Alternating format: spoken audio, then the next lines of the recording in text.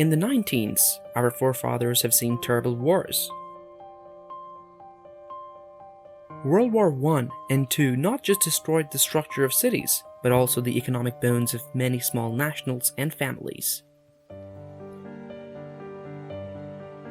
The occupation of Ukraine by Russia, as well as the financial sanctions imposed in reaction, demonstrate that Russia versus Ukraine war is going to change the global economic consequences. According to Washington Post, economists predict that the consequences from the Ukraine conflict will eat into the global economic recovery this year, with Europe bearing the brunt of the impact. A rise in oil prices to over $110 per barrel, as well as new supply chain slowdowns is expected, including new headaches for the auto industry, likely to increase US inflation, which is already at a 4-decade high. In this video, we will talk about a few Russia versus Ukraine war factors that are going to change and also can have very deep level effects on the financial daily life of an individual. However, before getting further into the video, I want to welcome all of you to my YouTube channel. Go ahead and subscribe to the channel to get the latest updates in future. According to various news sources, the ongoing dispute might harm sectors that rely on the supply of raw materials, particularly industrial goods, as Russia suffers the punishment of Western sanctions, which include shutting off several Russian banks from the interbank payments system SWIFT. Let's have a look at the consequences and effects that different areas of the economy will suffer due to this terrible war. According to Times.com, beneficiaries of war. Highly trained Russian and Ukrainian professionals leaving their homes and relocating to more advantageous regions might assist the economies of certain countries. During the Cold War, the United States, as well as various regions of Europe, were popular destinations for scientists and intellectuals fleeing communism.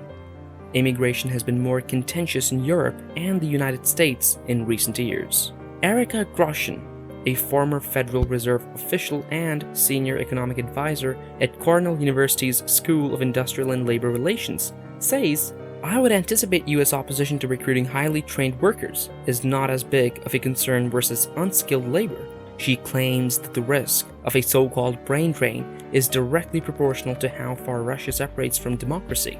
According to Business Today, price increases. The conflict in Ukraine comes at a particularly dangerous time for the Federal Reserve and other central banks. They were taken by surprise by the recent spike in inflation, which was mostly due to the economy's unexpectedly strong recovery. Consumer prices in the United States increased 7.5% from a year ago in January, the largest increase since 1982. In Europe, numbers released Wednesday indicate that inflation in the 19 nations that used the euro currency increased to a record 5.8% last month, compared to a year ago. Mark Zandi, chief economist at Moody's Analytics, told AP, "Now, the fighting and sanctions that have disrupted Russia's trade with the global economy threaten to send prices ever higher, especially for energy. Russia and Ukraine together produce 12% of the world's oil and 17% of its natural gas. So blockage in supply of 17% natural gas might affect the global economy in price as well as demand for gasoline around the globe, especially in Europe." Tourism sectors. According to Times.com, Ivo Pesuto, a professor of global economics and digital transformation at ISM Business School in Paris, said tourist sectors in some countries might take a severe impact, particularly in several European and North African destinations. Russians spend a lot of money on tourism and expensive products, or at the very least, they have been splashing cash in Europe's most popular holiday spots such as the Italian and French Rivieras. Egypt, a popular tourism destination for Russians, may also suffer. Sanctions against certain billionaires, on the other hand, may force the sale of expensive real estate and boats. This might happen as a result of asset seizures. It might also be because the persons concerned are unable to travel to their homes. As a result, anyone wishing to buy at a lower price may have an opportunity. For some consumers in the West, such sales can constitute a bargain. Low profit and growth. According to Milligan, sanctions are expected to result in somewhat decreased business earnings in the United States and Europe, owing to increased energy costs and technology firms withdrawing out of Russia. In certain economies, this impact will eventually reduce GDP growth. He claims that the closer you get to the epicenter, the worse it will be.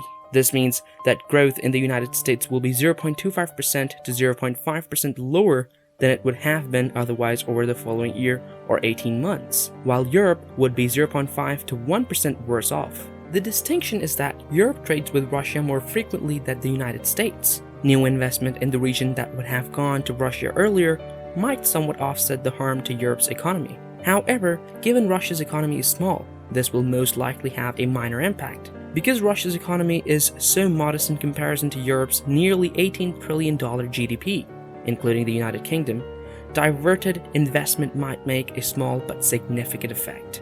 Refugees and lower wages. According to Brookings.com, over 2 million people are leaving Ukraine into neighboring countries since the crisis began, marking the greatest massive migration in Europe since World War II. The United Nations High Commissioner for Refugees estimates that the number of refugees will reach 4 million in the not-too-distant future. It's difficult for governments to adapt with the rapid entrance of a significant number of migrants. It places a strain on government resources and service delivery, notably healthcare, which is still scarce as the pandemic enters its third phase. Furthermore, the economic hardship may spread beyond Eastern Europe to nations that largely rely on remittances from the impacted countries. Several Central Asian nations, for example, rely substantially on Russian remittances, which account for as much as 10% of their GDP in some cases. As a result of the violence, several Central Asian nations are expected to witness a drop in remittances. Winners of war.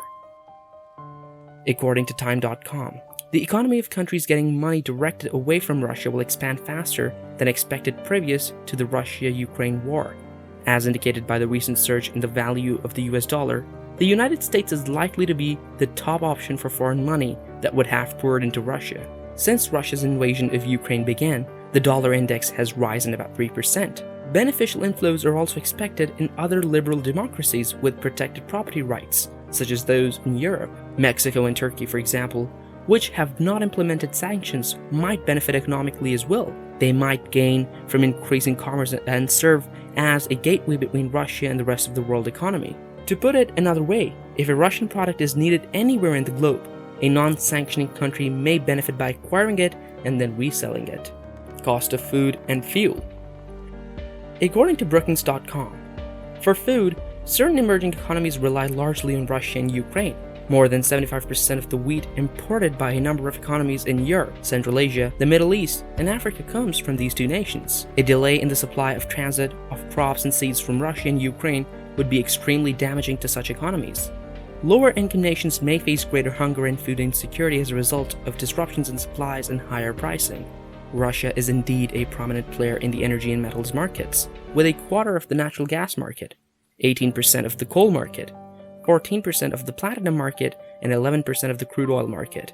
Construction, petrochemicals, and transportation would all be affected by a sharp decline in the supply of these goods. It would also stifle overall economic growth. According to estimates in a forthcoming World Bank report, a 10% increase in oil prices that lasts many years can reduce growth in commodity importing emerging nations by 0.1 of a percentage point. Petroleum prices have increased by over 100% in the previous 6 months. If this continues, oil importers such as China, Indonesia, South Africa, and Turkey might lose a full percentage point of growth. South Africa was predicted to expand by approximately 2% yearly in 2022 and 2023, Turkey by 2 to 3%, and China and Indonesia by 5% before the conflict broke out.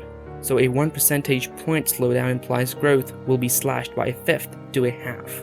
However, wars not just destroy the economies, they destroy infrastructures, lands, humans, and governments of countries. I hope the data shown in the video was helpful for you. If yes, appropriate us by hitting the subscribe button and giving us a thumbs up on the video. See you with another great video.